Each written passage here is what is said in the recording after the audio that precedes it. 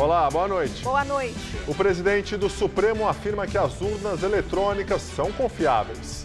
Dias Toffoli, que já comandou o TSE, respondeu às críticas de Bolsonaro. Pesquisa CNT-MDA mostra Haddad em segundo lugar, 7 pontos à frente de Ciro.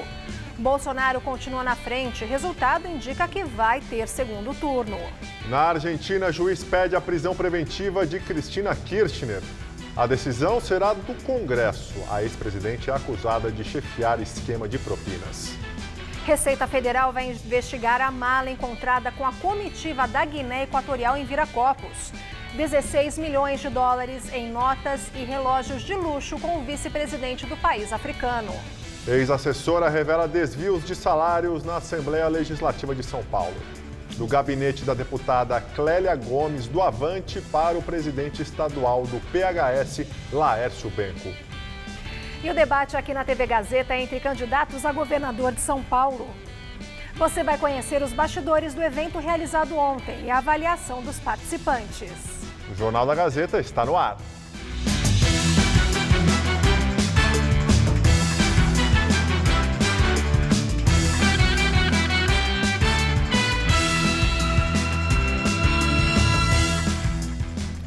O novo presidente do Supremo Tribunal Federal, ministro Dias Toffoli, disse hoje que dificilmente a prisão do ex-presidente Lula será derrubada em julgamento de recurso da defesa de Lula. Toffoli defendeu ainda a segurança das urnas eletrônicas. Durante café da manhã com jornalistas, o presidente do STF, Dias Toffoli, afirmou que as urnas eletrônicas são totalmente confiáveis. A declaração rebate as críticas do candidato à presidência Jair Bolsonaro, do PSL, que cogitou a possibilidade de fraude nas eleições de 2018, com a inserção de votos nas urnas eletrônicas. Toffoli afirmou ainda que os sistemas são abertos à auditoria para todos os partidos políticos, 6 meses antes da eleição, e também para o Ministério Público e a OAB, e que o próprio candidato sempre foi eleito através da urna eletrônica. Dias Toffoli disse também que dificilmente a prisão do ex-presidente Lula será derrubada no julgamento em plenário de recurso apresentado pela defesa do ex-presidente. Os advogados de Lula tentam reverter a decisão do próprio STF, que em abril negou um pedido que pretendia evitar a prisão decretada depois da condenação do petista em segunda instância por corrupção e lavagem de dinheiro, no caso do Triplex, em Guarujá. Segundo o ministro, a análise do pedido no plenário não vai ser em setembro. A data só vai ser definida depois que o ministro Ricardo Lewandowski liberar o pedido de vista feito na semana passada.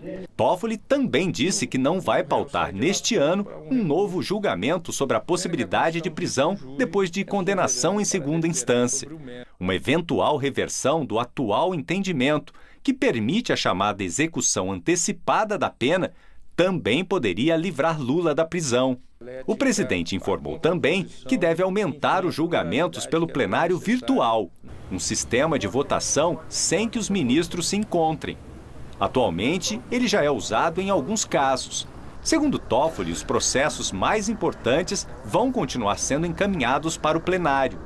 O objetivo é acelerar os julgamentos do Supremo, que hoje tem 1.107 processos liberados para discussão em plenário.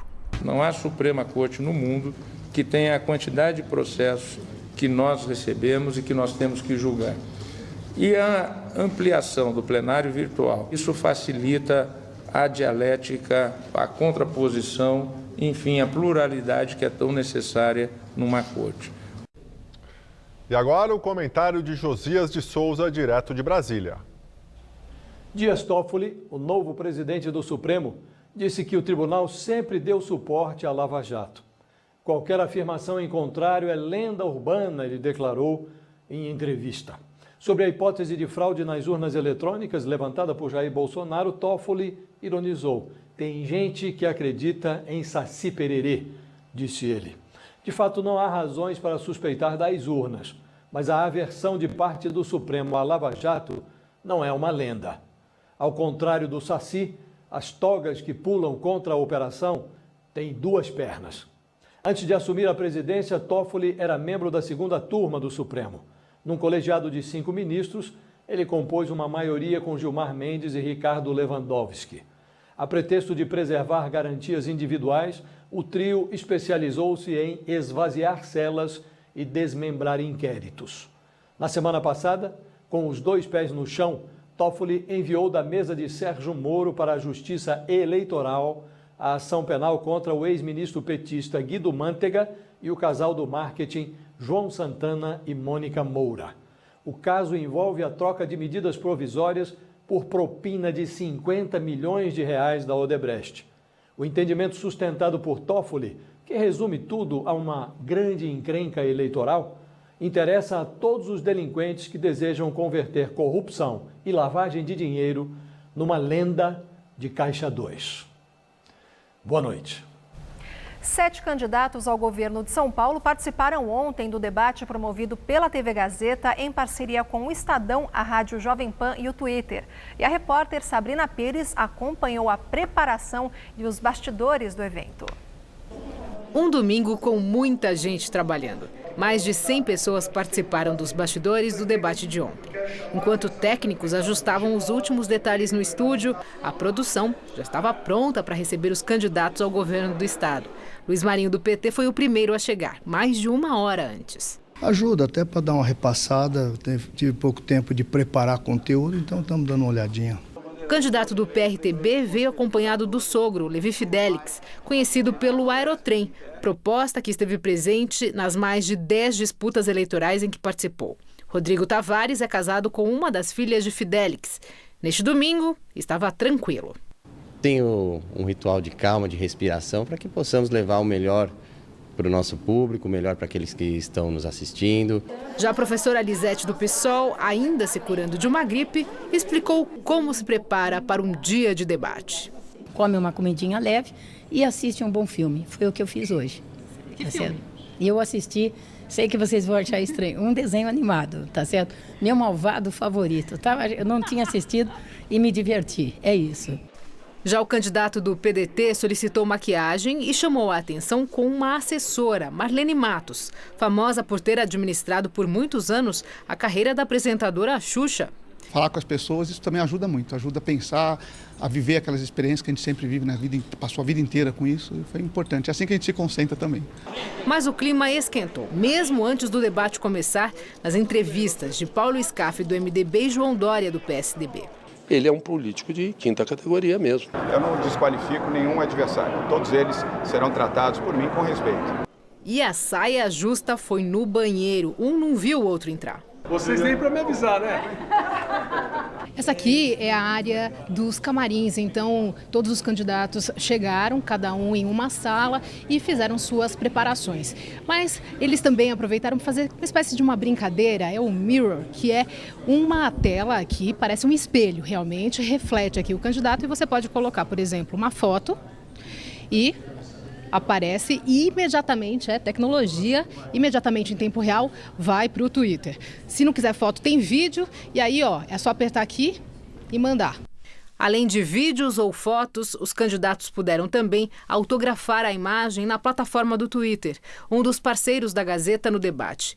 Por último, Márcio França, do PSB, chegou a pé. Eu estou há mais de 30 anos na vida pública, então, ao longo dos anos, eu acabei estudando, me preparando para esse momento. Mas sempre tem, né? Porque debate você, às vezes, tem um número, alguma coisa que você não quer nunca errar, né? Embora você erre, todo mundo erra, né?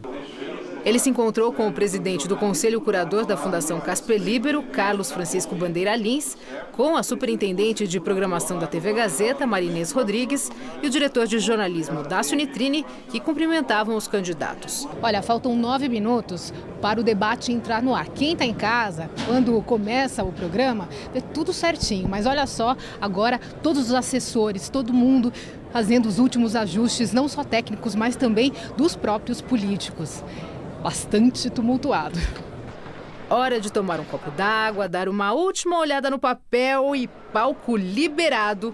Pode rodar a vinheta. Mais uma vez, a TV Gazeta da Fundação Casper Libero promove o debate entre os candidatos ao governo de São Paulo. Na plateia, mais de 300 convidados e 70 jornalistas credenciados para a cobertura do debate, inclusive com veículos de outros estados. Além da TV Gazeta, os parceiros Estadão, Jovem Pan e Twitter também montaram estrutura de transmissão. Enquanto candidatos expõem as propostas no Twitter, muita atenção aos tempos e à ordem de cada um. Os internautas avaliaram as participações dos candidatos ao vivo, com citações de apoio e de críticas.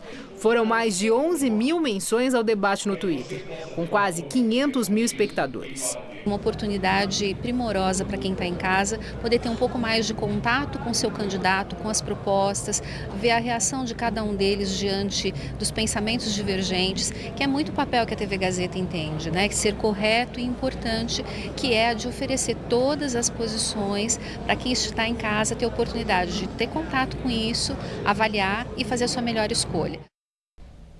O debate durou mais de 2 horas. Ao fim, cada candidato falou sobre o confronto. O debate na TV Gazeta, em parceria com o Estadão, a Rádio Jovem Pan e o Twitter, foi dividido em 5 blocos. O primeiro e o terceiro dedicados ao confronto direto entre os candidatos. No segundo, eles responderam perguntas formuladas pelos jornalistas da Gazeta, do Estadão e da Jovem Pan. No quarto bloco, responderam perguntas feitas por usuários do Twitter. E no último, cada candidato teve direito a 45 segundos de considerações finais. Na plateia que fica aqui atrás de mim, cerca de 300 convidados. No debate, lá no palco, estavam 7 concorrentes ao governo paulista. O encontro foi marcado por propostas, ataques entre os candidatos, temas nacionais também foram abordados e, é claro, a defesa de seus padrinhos políticos. Ao fim, cada postulante ao Palácio dos Bandeirantes falou sobre o confronto. Tenho liderado as pesquisas há 6 meses. Quem lidera a pesquisa está sujeito a esse tipo de ataque. Mas eu relevo e coloco isso como parte do debate democrático. O mais importante para você que está nos assistindo, nos acompanhando, são as propostas. Propostas claras, propostas tranquilas para geração de emprego, modernidade. O importante de um debate é o eleitor poder conhecer melhor cada candidato, conhecer a sua postura, seus argumentos, sua visão, seus projetos, soluções, enfim. O importante é essa avaliação do eleitor, mas eu creio que sempre um debate adiciona. Eu gostei, acho que ficou bem claro quem tem preparo, quem não tem, não é? Você faz as perguntas mais óbvias para as pessoas, e se elas não sabem responder é porque elas não se prepararam, né, adequadamente. São Paulo não pode ser uma experiência de vaidade, não é? E eu tenho dito para todo mundo que quando as pessoas conhecerem os candidatos, os principais candidatos, vão poder escolher aquele que estiver mais preparado. São Paulo é muito importante, é o principal estado do país. É impossível você discutir política e não falar sobre o cenário nacional. A própria mídia paulista é muito nacionalizada. É muito importante que você analise a vida dos candidatos, por onde eles passaram, como que eles desenvolveram, qual foi a dinâmica que ele empreendeu. Eu achei muito interessante. É sempre um espaço, eu agradeço à TV Gazeta e à Fundação Casper Libero, essa oportunidade de nós termos a chance de apresentarmos com um pouco mais de moderação, não é? E de tempo os nossos projetos. Olha, eu faço uma avaliação muito positiva, porque fiz um grande esforço aqui de deixar muito claras as minhas propostas. Mas se nota também que houve muito confronto aqui entre candidatos e que o Estado de São Paulo precisa resolver essa questão do confronto, porque exatamente isso tem gerado problemas para a população de São Paulo. Foi um debate propositivo e eu acredito que assim será até o final da campanha. Colocamos sim alguns dos nossos posicionamentos, algumas das nossas propostas e acredito que a população do estado de São Paulo está sim atenta e deve estar, porque não pode repetir os erros do passado. E vamos ver como foi o dia de campanha dos candidatos ao governo de São Paulo mais bem colocados nas pesquisas. Márcio França, do PSB, teve agenda na capital e em Guararema, na região metropolitana. Candidato à reeleição, prometeu incentivar os municípios a instalarem câmeras para monitoramento em todo o estado. Paulo Scaff, do MDB, fez campanha em São Paulo. Na associação comercial, disse que vai priorizar o crédito para micro e pequeno empreendedores. E prometeu, se eleito, parcelar o IPVA em 6 vezes. João Dória, do PSDB, também fez campanha na capital. O tucano prometeu recomposição salarial gradual da PM e disse que, em uma eventual gestão, o secretário de Segurança não será um integrante do Ministério Público, como já ocorre desde 2012. Luiz Marinho, do PT, fez campanha em São Caetano do Sul, no ABC Paulista. O candidato estava na porta da fábrica da GM. O petista lembrou que foi ministro do Trabalho no governo Lula e prometeu, se eleito, gerar empregos. E daqui a pouco, Maria Lídia Flândula entrevista ao cientista político Glauco Pérez sobre a eleição e o debate entre os candidatos ao governo de São Paulo, realizado ontem aqui na Gazeta. A Justiça Eleitoral de Minas Gerais decidiu que Dilma Rousseff, do PT, pode disputar a eleição para o Senado. O registro da candidatura da ex-presidente foi deferido hoje pelo TRE por 4-3. O desembargador Pedro Bernardes, presidente da corte, desempatou a favor de Dilma, que foi considerada elegível, apesar de ter sofrido um impeachment há 2 anos. A candidatura da petista foi alvo de mais de 10 questionamentos que alegavam que ela deveria ficar inelegível por 8 anos, como estabelece a Constituição nos casos de impeachment. A Justiça mandou prender hoje o empresário Natalino Bertin. Ele foi condenado por lavagem de dinheiro no âmbito da Operação Lava Jato. A Justiça Federal de Curitiba expediu um mandado de prisão que impõe o início do cumprimento de uma pena de 4 anos e 2 meses de prisão. Além de Bertin, também foram réus no mesmo processo o empresário Ronan Maria Pinto e o ex-tesoureiro do PT, Delúbio Soares. A ação é um desdobramento da Lava Jato envolvendo o empréstimo, em 2004, de 12 milhões de reais do pecuarista José Carlos Bunlai, amigo do ex-presidente Lula, junto ao Banco Chaim. Segundo a Lava Jato, metade do valor foi para a empresa Bertin. Natalino Bertin pediu à Justiça o cumprimento da pena em regime semiaberto com recolhimento domiciliar para cuidar da mulher que estaria doente, mas, segundo a decisão, essa possibilidade não consta da Lei de Execução Penal. O Jornal da Gazeta não conseguiu contato com a defesa de Natalino Bertin. A Confederação Nacional do Transporte, a CNT, divulgou hoje nova pesquisa de intenção de voto para presidente da República. O levantamento foi registrado no Tribunal Superior Eleitoral e tem margem de erro de 2,2 pontos percentuais, para mais ou para menos. Essa é a primeira pesquisa CNT-MDA que inclui Fernando Haddad como candidato do PT no lugar de Lula, que está preso e foi impedido de se candidatar pelo Tribunal Superior Eleitoral. Veja os números. De acordo com a pesquisa, o candidato Jair Bolsonaro, do PSL, tem 28,2% das intenções de voto, seguido por Fernando Haddad, do PT, que tem 17,6%, e Ciro Gomes, do PDT, que aparece com 10,8%. Geraldo Alckmin, do PSDB, aparece com 6,1%, enquanto Marina Silva, da Rede, tem 4,1%, seguida por João Amoedo, do Novo, com 2,8%, Álvaro Dias, do Podemos, com 1,9%, e Henrique Meirelles, do MDB, com 1,7%. Cabo Daciolo, do Patriota, e Guilherme Boulos, do PSOL, têm 0,4% cada um, enquanto Vera Lúcia, do PSTU, aparece com 0,3%. Emael, do DC, e João Goulart Filho, do PPL, não pontuaram. Brancos e nulos somaram 13,4%, enquanto os eleitores indecisos, 12,3% do total. A pesquisa também fez simulações de voto para o segundo turno e, no primeiro cenário, Ciro Gomes, do PDT, aparece com 37,8%, caso enfrente Jair Bolsonaro, do PSL, que tem 36,1% das intenções de voto. No outro cenário, entre Jair Bolsonaro e Fernando Haddad, o candidato do PSL tem 39% contra 35,7% do petista. Na disputa entre Bolsonaro e Alckmin, o candidato do PSL tem 38,2% e o tucano aparece com 27,7%. Já no embate entre Ciro Gomes e Alckmin, o pedetista aparece com 39,6%, enquanto o tucano registra 20,3%. Quando a disputa é entre Fernando Haddad e Alckmin, o petista registra 33,1%, enquanto Geraldo Alckmin tem 26,8%. Na hipótese de Ciro e Haddad se enfrentarem no segundo turno, o pedetista tem 38,1%, enquanto que o candidato do PT aparece com 26,1%. Os candidatos à presidência mais bem colocados nas pesquisas fizeram campanha em São Paulo, Paraná, Sergipe e Brasília. O candidato do PDT, Ciro Gomes, passou o dia em São Paulo, onde deu entrevistas a emissoras locais. Ele defendeu o aumento do programa Mais Médicos, mas com profissionais brasileiros. A Rádio Bandeirantes chamou Bolsonaro de coiso. Disse que o candidato do PSL está em alta nas pesquisas devido à facada. E voltou a criticar Haddad. Disse que o país não pode ter um presidente por procuração, numa referência ao apoio de Lula. Geraldo Alckmin, do PSDB, fez campanha em Brasília. Disse que, se eleito, vai garantir vagas na pré-escola para todas as crianças de 4 e 5 anos.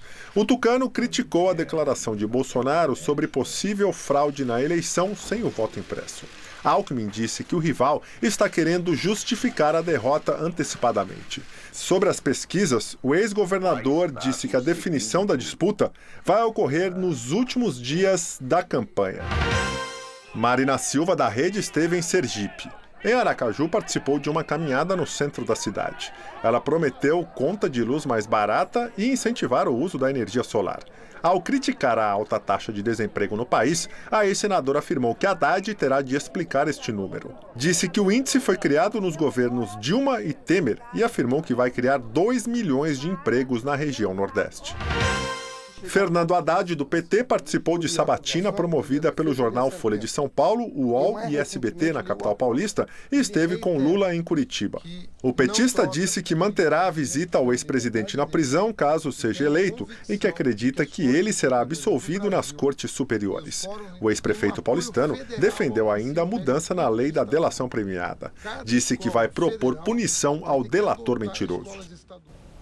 Segundo o boletim médico divulgado no fim da tarde, o estado de saúde de Jair Bolsonaro é estável e ele permanece internado na unidade semi-intensiva do Hospital Albert Einstein. Bolsonaro não apresenta febre, mas ainda se alimenta por meio de sonda. Na última quinta-feira, o Jornal da Gazeta exibiu uma reportagem sobre os projetos de lei aprovados pela Câmara Municipal de São Paulo. Tentamos entrevistar o presidente da casa, vereador Milton Leite, ou um porta-voz que o representasse, mas não conseguimos por falta de disponibilidade na agenda dele. A assessoria de imprensa da Câmara entrou em contato conosco contestando a matéria, afirmando que a casa não está em ritmo lento pelo fato de ser um ano eleitoral e destaca que o número de projetos de lei aprovado este ano segue a mesma média de anos anteriores. Afirma ainda que projetos de grande relevância para a cidade foram aprovados em 2018, como a ampliação da operação urbana Água Espraiada, com previsão de recursos para a construção de moradia social na área, e o que veta a utilização de motos para o transporte de passageiros, os mototáxis. Agora as notícias internacionais. A Justiça da Argentina pediu a prisão preventiva da ex-presidente Cristina Kirchner, investigada por envolvimento em corrupção. O pedido foi feito pelo juiz Cláudio Bonadio, que investiga Cristina por supostamente chefiar um esquema de propinas em troca de contratos públicos no governo dela e também do marido, Néstor Kirchner. De acordo com a investigação, o esquema de corrupção movimentou cerca de 160 milhões de dólares. Esse é o segundo pedido de prisão e de suspensão da imunidade parlamentar da ex-presidente e ganhou destaque nos principais veículos de imprensa do país, como o jornal Clarim.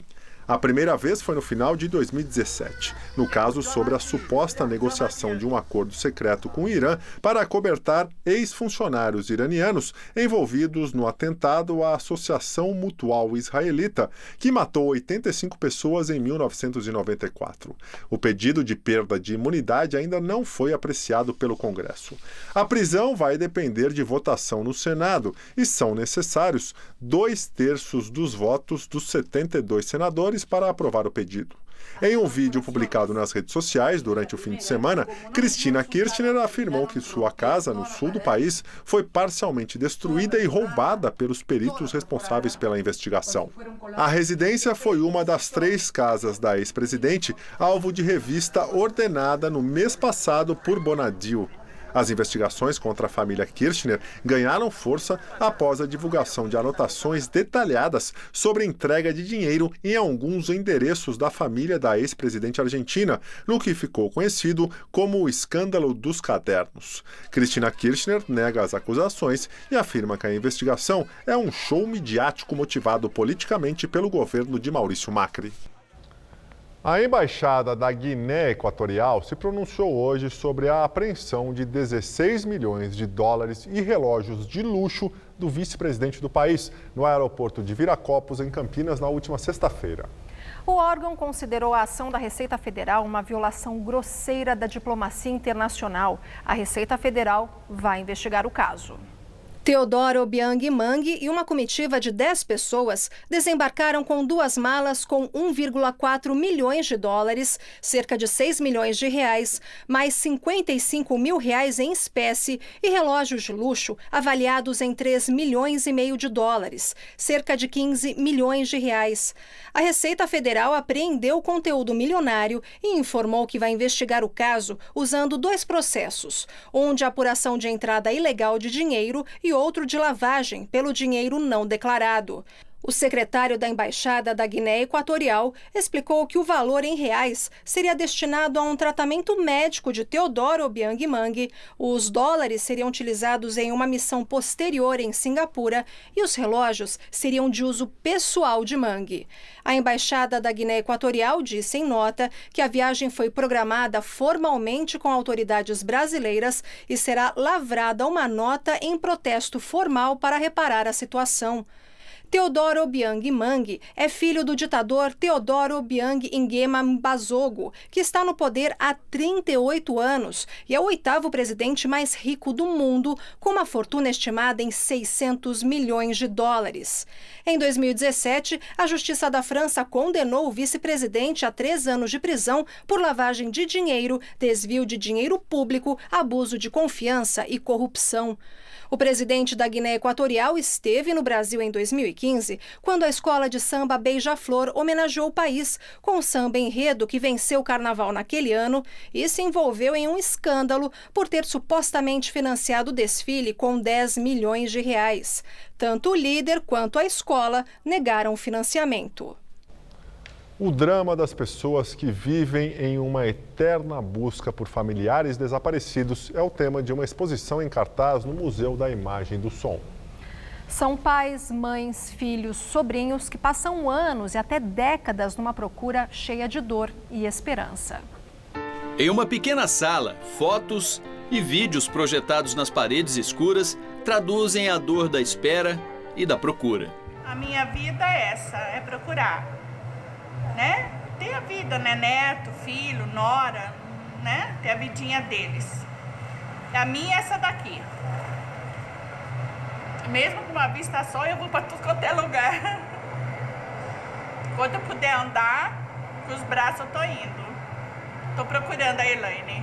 Depoimentos como este, dados por pessoas que têm parentes desaparecidos, são o tema da exposição A Falta que Você Faz, em cartaz aqui no Museu da Imagem do Som, em São Paulo. Ao passar por essa cortina, o visitante se depara com um drama vivido não só pelas famílias retratadas nas fotos e vídeos, mas com um problema humanitário que afeta milhares de pessoas em todo o mundo e no Brasil também. Eu achei a exposição bem chocante, porque é uma realidade que a gente não está acostumado.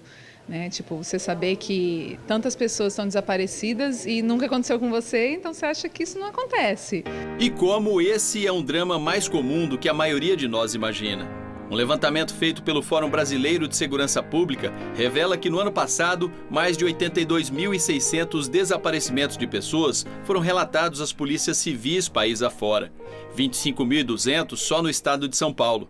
A exposição digital organizada pelo Comitê Internacional da Cruz Vermelha no Brasil traz relatos de 16 famílias que convivem com o desaparecimento de parentes. O dia a dia é o tic-tac do relógio. Sempre na expectativa, é minutos por minutos. São pessoas que, em alguns casos, procuram o filho, o pai, um irmão há mais de 30, 40, 50 anos. Parentes que saíram de casa e nunca voltaram. Alguns por motivos desconhecidos, outros vítimas do ódio. Eu sou sobrinha do desaparecido político, Joel Vasconcelos. Estou procurando a minha filha, faz 29 anos. Ele foi sequestrado, desaparecido, torturado e morto. Dar voz a quem sofre em busca de respostas é a ideia central da exposição. Conscientizar quem passa a conhecer um pouco dessa realidade que aflige tantas famílias é o resultado esperado. Além de conscientizar as outras famílias sobre esse problema, né, ajuda de repente a pessoas que acabam vendo essas pessoas que estão desaparecidas em algum lugar a achar as famílias delas, até o próprio governo assim, né, ajuda de repente a criar algum projeto que melhore a situação. E até hoje eu não encontrei ele. Encontrei o carro, os documentos, só que não encontro ele.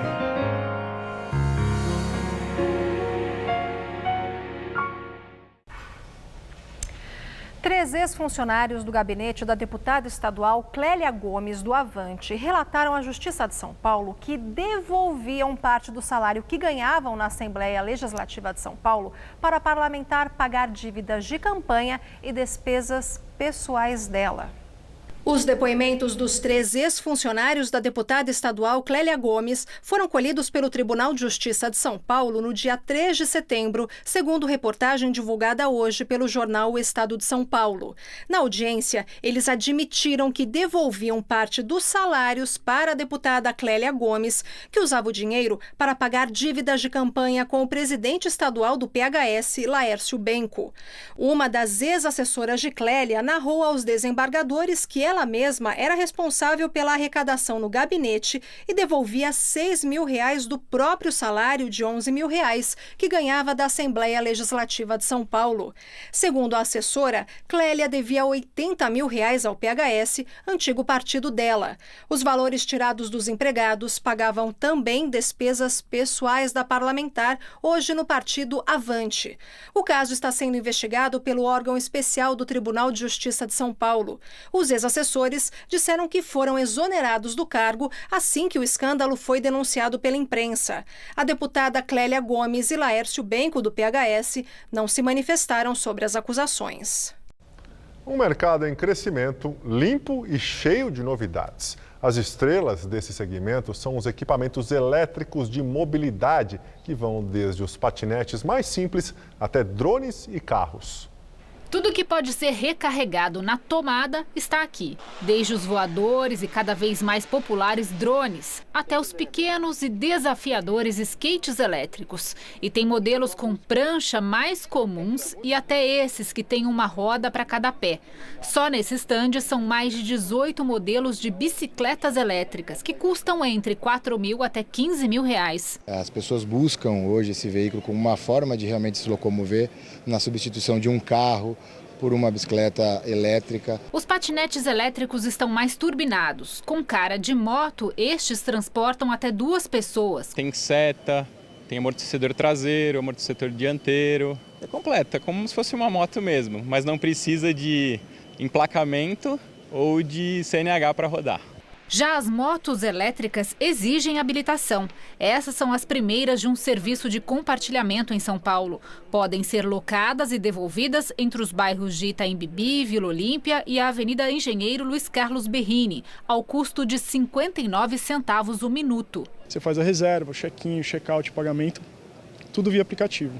Já pensou chegar em casa, estacionar e ligar o carro na tomada? Pois essa é a realidade dos veículos elétricos. Esse também funciona a gasolina, que ajuda a recarregar o motor elétrico. A energia é gerada até quando se freia o carro. Segundo o fabricante, ele faz 26 quilômetros com 1 litro de gasolina. Já o modelo convencional tem metade da autonomia. Os carros híbridos são as estrelas da feira. Em 2016, o mercado ganhou um grande impulso com a isenção do imposto de importação. O número de veículos emplacados saltou de 1.091 naquele ano para 3.296 em 2017. Este é o primeiro protótipo de um veículo elétrico flex que está sendo desenvolvido há 1 ano em São Bernardo do Campo, no ABC. Ele deve chegar ao mercado no ano que vem. É uma combinação harmônica, sustentável, com os benefícios também da questão da não necessidade de infraestrutura Então, acho que isso é importante. Ele não precisa de tomada, ele é um carro que automaticamente gera a sua própria energia. O ano de 2017 foram emplacados mais de 3 mil carros. Em 2018, a perspectiva é que sejam mais de 4 mil carros. Existe hoje um interesse, como também existe a questão da tendência, que é uma tendência mundial. Mercado financeiro sobe a estimativa de inflação para este ano e prevê alta menor do produto interno bruto. Segundo o boletim Focus, a expectativa dos analistas para a inflação de 2018 passou para 4,09%. Para o PIB de 2018, a previsão recuou para 1,36%. Essa foi a quarta queda seguida do indicador. E agora o comentário de economia com Vinícius Torres Freire. Ainda na sexta-feira, a gente dizia aqui no Jornal da Gazeta que parecia haver um paradão na economia no início da segunda metade do ano. Então sai um número do Banco Central, que é uma estimativa de crescimento, dando conta que a economia, na verdade, teria crescido até bem em julho, 0,6%. Apesar de o Banco Central ser uma instituição oficial, com técnicos sérios, essa é apenas uma tentativa de prever o crescimento da economia, que na verdade é medido e calculado pelo Instituto Oficial de Estatísticas, o IBGE. Essa conta do Banco Central não tem batido com os números do IBGE, mas em geral costuma apontar para a mesma tendência, mesmo se no curto prazo os números não batam. Agora, as coisas estão mais confusas. No segundo trimestre, por exemplo, o IBGE registrou que a economia, o PIB, cresceu quase nada, 0,2%. E pelo Banco Central, a economia tinha caído bastante. Agora, em julho, o contrário. O Banco Central disse que houve avanço. O IBGE só dá os números do PIB para o trimestre inteiro, mas dá o desempenho mensal para os números da economia mês a mês por diferentes setores. Em julho, a indústria caiu um pouco, o comércio regrediu e o setor de serviços tomou um tombão. É muito difícil que, no conjunto, a economia tenha crescido neste mês.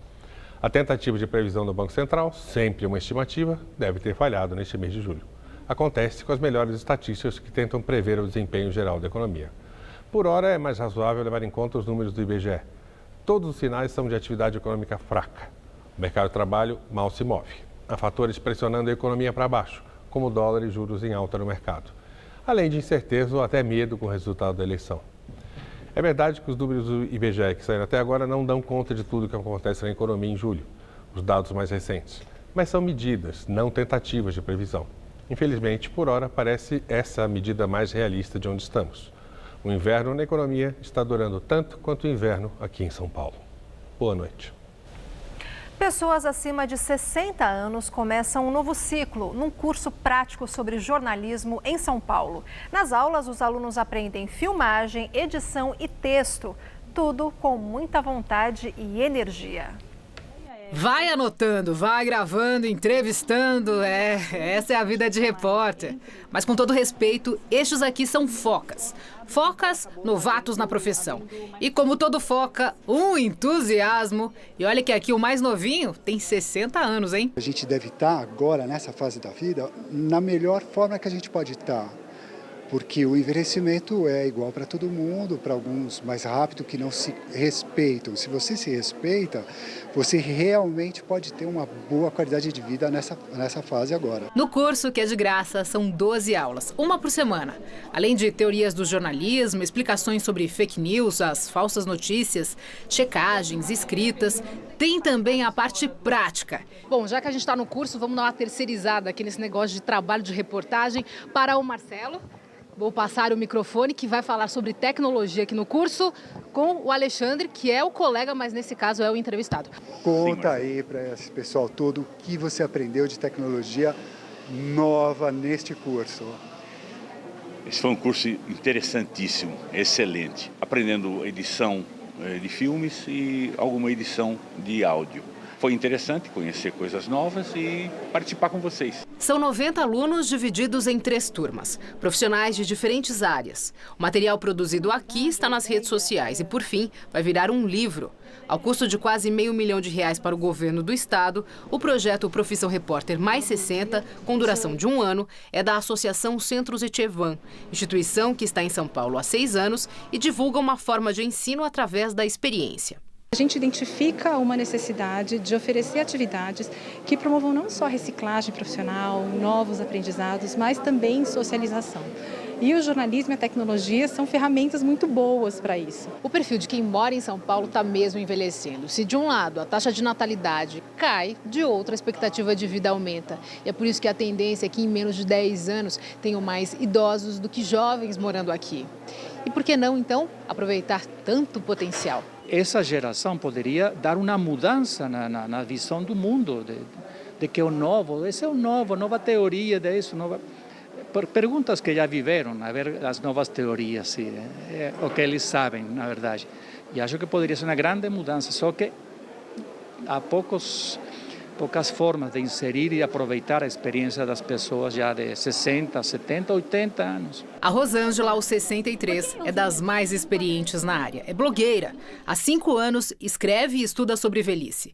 Como ela mesma define, fez sempre intuitivamente.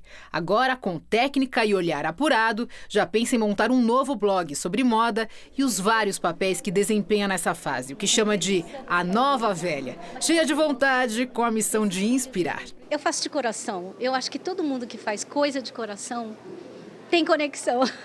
Porque o mundo é muito artificial. É muito em troca de. Eu faço em troca de nada, eu faço em troca de felicidade, assim. A passagem de um tufão deixou pelo menos 69 mortos e um rastro de destruição pela Ásia. Com ventos de até 260 km por hora, o norte das Filipinas e o sul da China foram as áreas mais afetadas. No arquipélago filipino, as fortes inundações e os deslizamentos de terra soterraram uma mina e 4 barracões onde viviam os mineradores da cidade de Itogon, no norte do país. Já em território chinês, as áreas mais afetadas foram Macau e a região de Hong Kong, com pelo menos 2 mortos, 213 feridos e mais de 3 milhões de deslocados. O tufão, que é o mais poderoso dos últimos 5 anos a atingir a região sul da Ásia, perdeu força e segue para o norte como tempestade tropical. Por aqui, a semana começou com temperaturas amenas, céu nublado e chuvas. Bem, a máxima não passou dos 20 graus e olha, faz frio agora à noite. Vamos ver então em detalhes como fica o tempo no Brasil e aqui no estado de São Paulo com Mariana Armentano.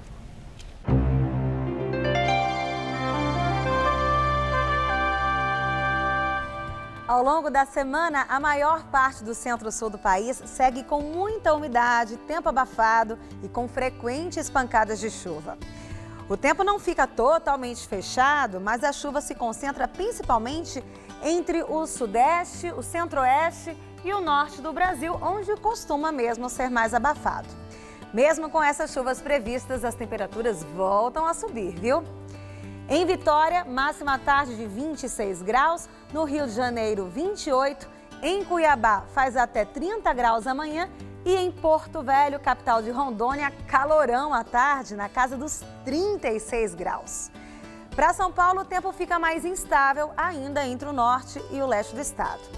Isso por causa das áreas de instabilidade que se organizam sobre o centro do país. Chove principalmente pela manhã e durante a tarde, mas não dá para descartar a possibilidade de chuvas também durante a noite. Nas demais áreas, sol e chuva rápida só a partir da tarde. Para a capital, os próximos dias prometem tardes quentes, mas com chuvas. Nessa madrugada, mínima de 15 e máxima amanhã à tarde na casa dos 25 graus, com chuvas mais pela manhã e o início da tarde. Aí na quarta-feira deve chover só à tarde e faz até 28 graus por aqui. E na quinta as pancadas são esperadas de forma mais intensa. Mesmo assim, a máxima fica em torno dos 26 graus. E a seguir, Maria Lídia entrevista ao cientista político Glauco Pérez sobre eleição e o debate entre candidatos ao governo de São Paulo realizado ontem aqui na Gazeta. Até já! Uma equipe competente, sempre pronta para levar até você as últimas notícias do país. Está preso desde quarta-feira da semana. Aceitou a desistência do pedido de liberdade. A polícia já está investigando. Serão feitas por 94 agentes. Recompensa de R$50 mil. Jornal da Gazeta, edição das 10, de segunda a sexta.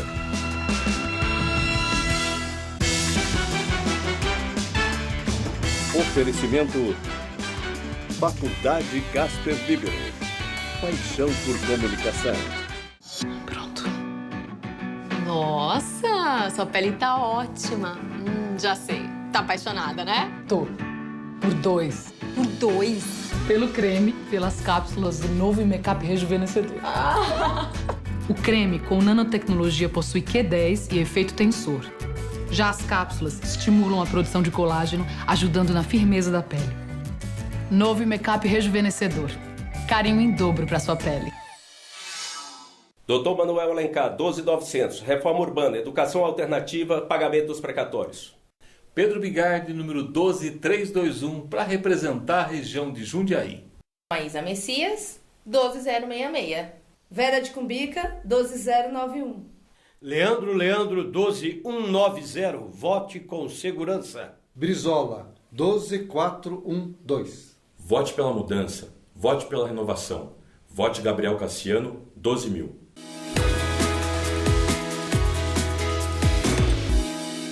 Olá, meu nome é Diogo da Luz, sou candidato ao Senado. Tenho 61 anos, sou casado e pai de 3 filhos. Sou produtor rural e piloto de avião. Vou trabalhar para que o dinheiro arrecadado fique na sua cidade. Precisamos de mais Brasil e menos Brasília na vida das pessoas. Para o Senado, você vai votar em 2 candidatos.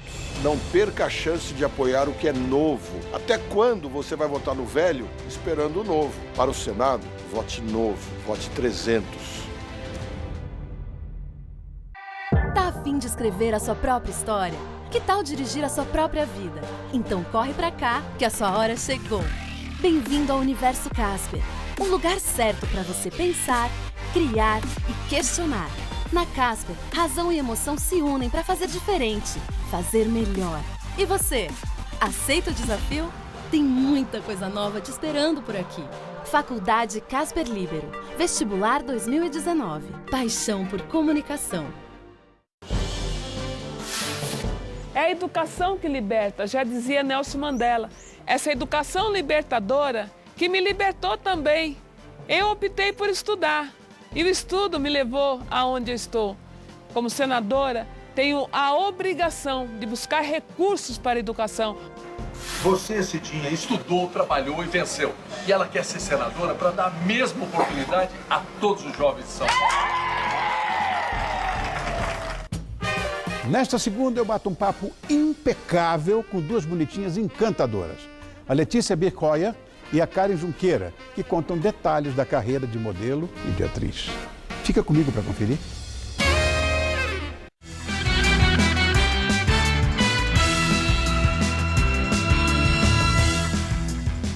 Na entrevista do dia com Maria Lídia Flandoli, o enfrentamento dos candidatos ao Palácio dos Bandeirantes. Quem analisa a corrida eleitoral ao governo de São Paulo é o cientista político Glauco Pérez, professor do Departamento de Ciência Política da USP. Professor, muito obrigada por estar conosco e eu sei que o senhor acompanhou o debate promovido pela TV Gazeta entre os candidatos ao governo de São Paulo, numa parceria com o Estadão, com a Jovem Pan, com o Twitter. E eu queria abordar alguns aspectos. Dentre eles, como é que o senhor analisa uma diferença de estratégia política que houve no primeiro debate, que foi dos presidenciáveis, onde prevaleceu a moderação. E no debate com os candidatos ao governo do Estado, eles trouxeram muitos apoiadores que agiram como claque na plateia. Isso aconteceu. E tinham, né, em alguns momentos, tiveram uma interlocução num tom mais alto para atingir o candidato adversário. Como é que, diferente dos presidenciáveis que centraram nas propostas, aí a pergunta, estratégias políticas tão diferentes, por quê? Bom, boa noite, é um prazer estar aqui de novo. Me parece que são 2 componentes aí, né? O primeiro é o tempo, né? Falta cada vez menos tempo para a eleição, à medida que o tempo for passando, que a gente for se aproximando da eleição. Isso pesou no debate de ontem? Eu acho que sim, começa a pesar porque alguns candidatos estão muito longe, né? O segundo turno está começando a ficar claro e quem está longe está precisando ocupar a vaga de um deles. Então eles precisam atacar e aí naturalmente os outros vão se defender, então o debate vai ser mais acirrado mesmo. A segunda é que a dúvida com relação ao cenário nacional é tão grande que a gente só tem falado disso, né? A gente só se ocupa disso. Então, os candidatos precisam adotar algumas estratégias mais incisivas para aparecer e repercutir. Se ele só fizer propostas, assim, naquilo que a gente gostaria que fosse, demandaria do eleitor uma atenção maior, um discernimento de separar o que é eleição para presidente, o que é eleição para governador, e é mais difícil. Então, marcar o candidato, você ser mais enfático, você ser mais firme, você eventualmente desconstruir uma outra imagem, acaba sendo mais efetivo, né, no momento em que o debate sobre a eleição presidencial... Agora, é interessante, o senhor falando isso, houve um comportamento no debate de ontem também que se destacou, que foi o fato dos candidatos ao governo de São Paulo não terem aproveitado todo o tempo do debate para uma autopromoção ou para, como o senhor disse, desconstruir a imagem do outro. Muitas vezes eles faziam referências a temas nacionais e aos candidatos dos seus partidos, à presidência da República, ali levantando a bola para eles e tal. O que foi isso? Por que eles não usaram em benefício próprio o tempo todo, o debate? Em parte porque, como eu estou dizendo, se as pessoas falam sobre os candidatos a presidente, para alguns não é interessante estar associado a eles, né? Porque o seu candidato a presidente não decola ou ele é mal avaliado no governo, então você não tem interesse de falar, ou no caso de outros tem problemas na justiça, então você, por razões diferentes para eles, falar dos candidatos a presidente pode ser um tiro no pé, né? Pode funcionar contra, porque eles são do mesmo partido, mas não necessariamente apoiam, vários deles, ou enfim, ter o apoio pode não ser benéfico para a imagem que eles vão construir junto ao eleitor, né? Sim. Então... Agora, os dois candidatos que estão em primeiro lugar, Paulo Scaff e João Dória, havia aí uma expectativa que o debate pudesse centrar ali um tom de maior agressividade de um em relação ao outro, etc. E não foi bem isso que aconteceu, né? Então, de repente, Dória estava se voltando para os outros ou para Márcio França, mais do que para Scaff, que em pesquisa chega a aparecer à frente dele. Em outra pesquisa não, mas estão empatados, estão ali empatados. Agora, eles mostraram o que com isso? Esses dois que estão em primeiro lugar? Um temor referencial, recíproco, e eles perderam uma boa oportunidade para investir no desempate? Olha, ganhar o primeiro turno não vai fazer tanta diferença assim, né? O importante é ganhar o segundo, é garantir que está no, garantir que chegar ao segundo turno. Né? Então, isso é mais importante. Então, é melhor discutir com o terceiro e quartos colocados propriamente do que abrir fogo contra o primeiro, porque isso tem que acontecer no segundo turno, né? Então, Scaff e Dória vão brigar provavelmente no segundo turno e eles precisam garantir, eles têm muita chance de chegar. Então, me parece que seria muito arriscado para eles assumir que venceriam no primeiro turno e que por isso valeria a pena mirar esforços contra um contra o outro. Bom, agora uma outra questão que é o nível de conhecimento do candidato.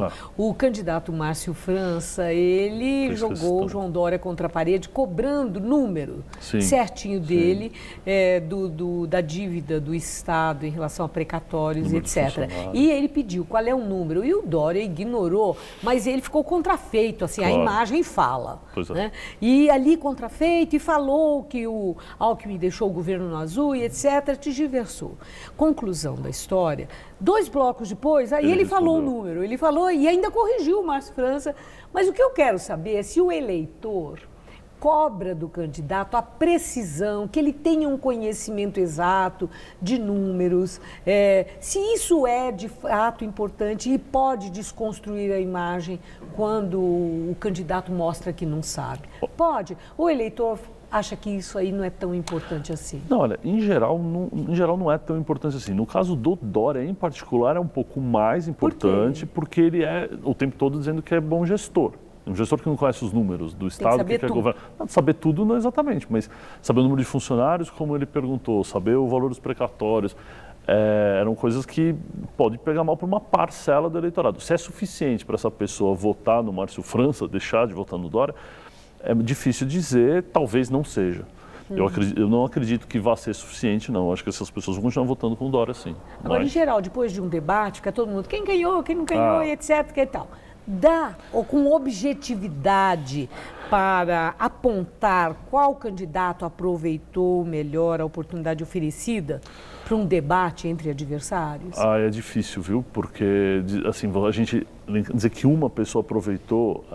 eu acredito que o Dória teve dificuldades, ele se mostrou mais nervoso que o normal, ele se mostrou um pouco mais incomodado com a situação. Acho que isso foi ruim para ele, mas não acredito que seja suficiente para de fato, mexer. É que...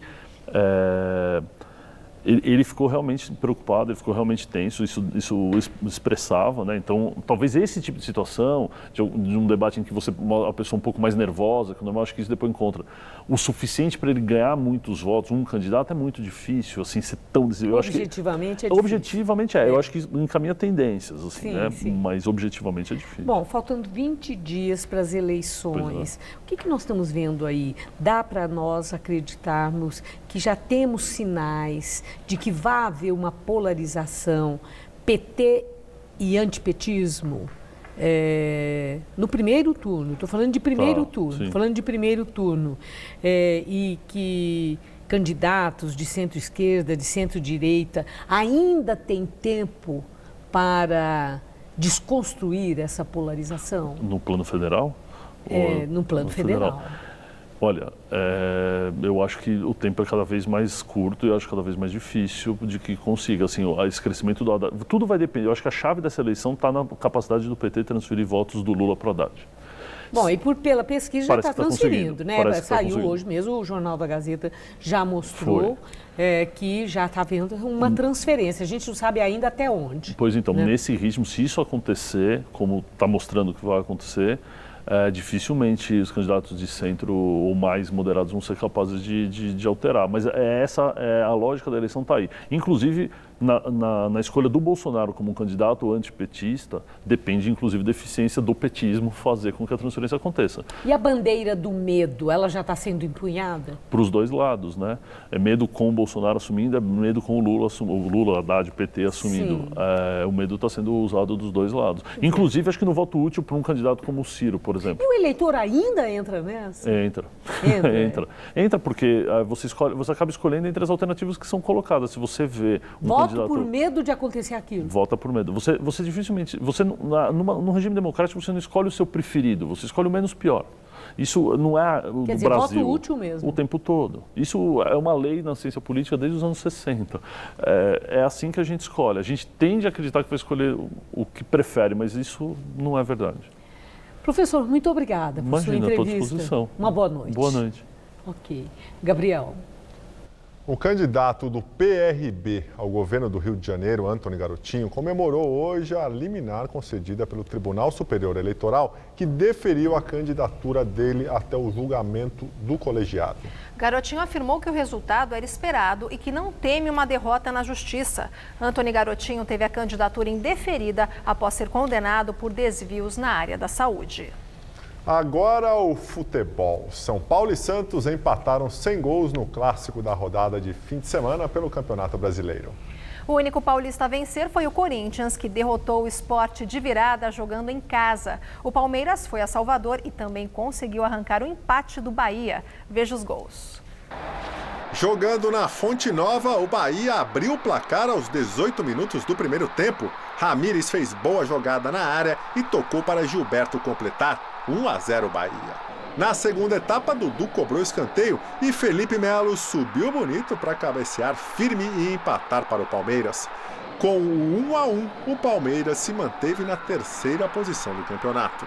Na Arena em Itaquera, o Sport saiu na frente do Corinthians aos 20 minutos do primeiro tempo. Sander levantou a bola na área e o zagueiro Henrique fez pênalti em Hernani. Ele mesmo cobrou e fez 1-0 para a equipe pernambucana. Os donos da casa chegaram ao empate aos 13 minutos do segundo tempo. Após bola levantada na área, a zaga do Sport tirou, mas sobrou para Jadson marcar e fazer 1-1. O gol da virada aconteceu neste cruzamento da direita. Romero desviou de cabeça e a bola sobrou para Danilo Avelar marcar. Festa na Arena em Itaquera. Final Corinthians 2, Sport 1. O Jornal da Gazeta termina aqui. E essas foram as nossas principais notícias. O presidente do Supremo afirma que as urnas eletrônicas são confiáveis. Dias Toffoli, que já comandou o TSE, respondeu às críticas de Bolsonaro. Pesquisa CNT-MDA mostra Haddad em segundo lugar, 7 pontos à frente de Ciro. Bolsonaro continua na frente, o resultado indica que vai ter segundo turno. Na Argentina, juiz pede a prisão preventiva de Cristina Kirchner. A decisão será do Congresso. A ex-presidente é acusada de chefiar esquema de propinas. Receita Federal vai investigar a mala encontrada com a comitiva da Guiné Equatorial em Viracopos. 16 milhões de dólares em notas e relógios de luxo com o vice-presidente do país africano. Ex-assessora revela desvios de salários na Assembleia Legislativa de São Paulo. Do gabinete da deputada Clélia Gomes, do Avante para o presidente estadual do PHS, Laércio Benco. E o debate aqui na TV Gazeta entre candidatos a governador de São Paulo. Você conheceu os bastidores do evento realizado ontem e a avaliação dos participantes. A edição de hoje pode ser vista no site do Jornal da Gazeta. Uma boa noite, até às 10 horas. Nós voltamos mais tarde no JG 10, Jornal da Gazeta, edição das 10. Boa noite e até lá.